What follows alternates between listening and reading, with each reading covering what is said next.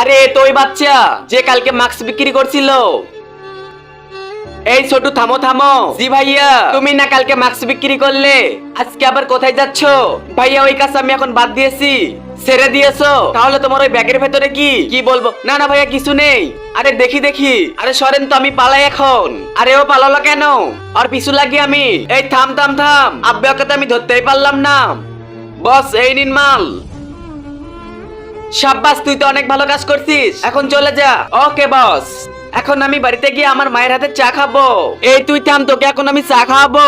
কেন ভাইয়া কি হয়েছে? আমি তো নিজের চোখে সবই দেখলাম, তুই তো তখন ড্রাগস বিক্রি করলি। ভাইয়া তুমি আমাকে মাফ করে দাও, এ বিষয়ে কাউকে বলো না। আচ্ছা বল তাহলে। এর আগে তুমি হিন্দু হলে কমেন্ট করো, মুসলিম হলে লাইক করে সাবস্ক্রাইব করে দাও। আজকে দেখবো কার শক্তি সবচেয়ে বেশি। ভাইয়া তাহলে শোনেন, কে তুমি? আমাদেরকে ছাড়ো, চল আমার সঙ্গে। এই না আমার অ্যাড্রেস, কালকে এখানে চলে আসবি, না হলে তোর বোনকে খতম করে দিব। না ভাই আর কিছু করবেন না, আমি এক্ষুনি যাচ্ছি। ভাইয়া আমার সঙ্গে কাণ্ড ঘটেছে। ও ভাই তোমাকে তো আমি ভুল ভাবছি, চলো পুলিশের কাছে, এক্ষুনি সাবস্ক্রাইব করে দিন।